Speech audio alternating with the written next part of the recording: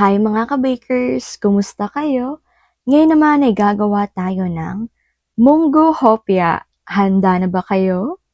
Ang mga kailangan natin ay soft flour to 50 grams, bread flour to 50 grams, asukal 75 grams, asin 1 teaspoon, mantika 150 grams, tubig to 50 grams, sa paggawa ng so-and-fe, soft flour 500 grams, at mantika na 200 grams. Ilagay na natin ang mantika, tubig, asin, asukal. Haluin muna natin para matunaw na ang asin at ang asukal. Pagkatapos ay ilagay na natin ang soft flour at bread flour. At syempre atin na pong paandarin ang ating mixer at hayaan na po natin itong mag-mix ng mag-mix. Ayan, kapag ganito na po siya mga ka-bakers ay okay na po ito. At atin na pong patayin ang ating mixer at atin na pong kuhanin ito. Ilagay na po natin ito sa ating lamesa at atin lang po siyang masahin ng kaunti at shape po ng pabilog. Ngayon naman nagagawa tayo ng so-and-fe. Ilagay na natin ang mantika at ang soft flour. At syempre atin ulit itong haluin or hayaan nating mag-mix ang ating mixer hanggang sa tuluyan na magsama-sama ang dalawang ingredients o sangkap na ating inilagay dito. At dahil nagsama-sama na po ay okay na nga po ito mga ka-bakers at atin na pong patayin ng ating mixer at kuhanin na ang ating so-and-fe.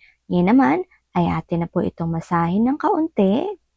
Yan lamang po siyang masahin at pagkatapos po nito masahin, ay atin na po itong i-shape ng pabilog. Kukunin po natin ang una nating minix at atin na po siyang papalaparin.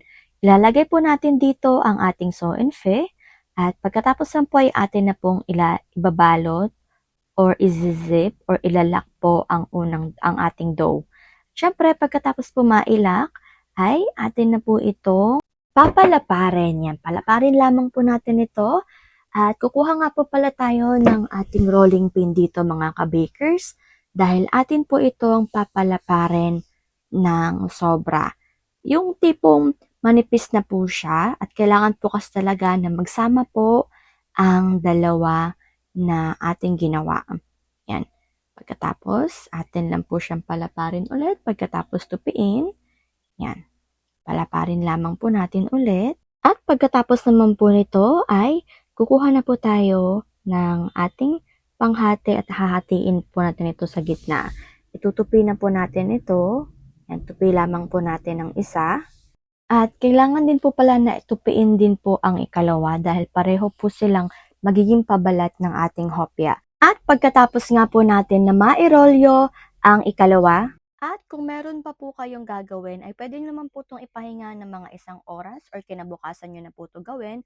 Pero kung wala naman po kayong gagawin, ay pwede na po natin itong agad na hati-hatiin at yung timbang nga po pala nito kada isa ay 20 grams po. At eto na nga po lahat ang crust or pabalat na ating gagamitin. Ngayon naman po ay kumuha tayo ng ating munggo. Yung munggo nga po pala nito mga ka-bakers ay nakalink po sa ibaba kung paano po ito gawin para po meron po tayong recipe na magagawa natin at magagamit natin anytime na kailangan po natin ng munggo paste. Yan naman po ay atin na pong pinaikot ang ating munggo at naglagay nga po tayo ng dusting flour para po hindi siya dumikit. At pagkatapos naman po ay atin na po itong pahahabain para po mas mabilis po natin siyang maputol. Yan. Habain lamang po natin at saka po paliitin para po swak po siya sa laki nung ating pabalat. At pagkatapos naman po ay hahatiin na po natin ito. Yan, kumuha na po tayo pagkatapos ilagay na po natin sa ating pabalat at i-flatten. Kuha po tayo, i-flat lang po natin ang ating pabalat pagkatapos ilagay po natin sa loob. Ayan, pagkatapos i-flat po natin para po malak po siya. Ang size nga po pala nito or ang timbang ng ating munggo paste ay 10 grams. At eto na nga po silang lahat. Lalagyan lamang po natin ito ng ating egg wash. Di po ba napaka-easy at alam na alam ko pong kayang-kaya nyo po ito. At maganda rin naman po itong bonding kung andyan po ang ating mga hobbies, ang mga kapatid natin ang mga anak natin, abay go na go po talaga. Pagkatapos ay ibebenta pa po natin ito, abay naku, swak na swak po talaga to mga ka-bakers. Nagkaroon pa po kayo ng time, nagkaroon pa kayo ng bonding at higit sa lahat ay kumita pa. Anyways, lalagyan nga po natin ito ng makeup dahil ito nga po ay munggo. Lagyan lamang po natin siya ng food color at eto na po ang kanyang itsura. Napaka-pretty! Napaka-yummy! Ready na nga po ito para maluto na natin. Ang oven temperature sa taas ay 240 at sa baba nga rin po ay 240 at ang baking time nito ay 15 minutes lamang. At after 15 minutes ay luto na nga po ang ating munggo hopia na napaka-yummy naman talaga mga ka-bakers. Napaka-mabenta po talaga nito. At higit sa lahat ay napakasulit po talaga nito. Pwede po natin itong ibenta ng mga 5 pesos. Depende po yan kung gaano po kalaki ang inyong gagawin. Pero pwede na po ito ng mga 5 pesos or 6 pesos kung saan po kayo naka-location. Nakadepende rin naman po kasi yan. So, eto na nga po ang ating finished product mga ka-bakers na napaka-yummy naman talaga. Bagay na bagay po talaga sa bata, sa young at hearts, sa ating mga favorite na lolo't lola, abay, ibigay na po natin ito or atin na po itong eregalo. Nagkaroon na naman po tayo ng business idea at higit sa lahat ay recipe na talaga naman papatok. O di po ba napakabongga?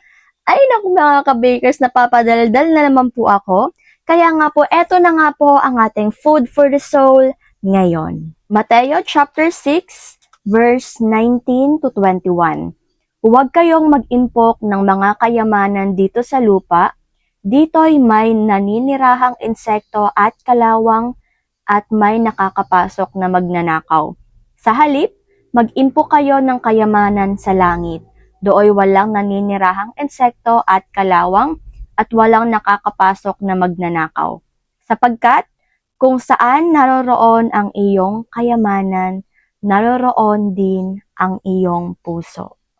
Amen, amen, amen. Isa na naman itong talinghaga para sa ating lahat. Atin po itong pagmuni-munihan. Anyways, ako muna ay magpapaalam. Hanggang dito na lang po muna ako. Paalam muna. Take care at higit sa lahat ay God bless.